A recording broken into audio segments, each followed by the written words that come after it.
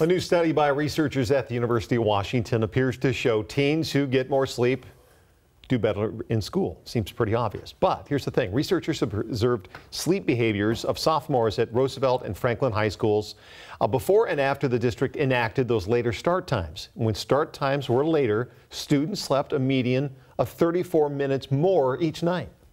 Even when they are sleeping about 35 minutes more than a couple of years ago, they're still sleeping much less than they actually need to.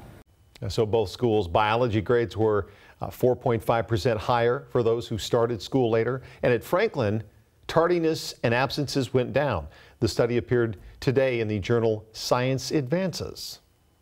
Sounds like they were basically staying up at the same time, just sleeping in a little longer. I know, my question was, if I went to bed earlier, would that help?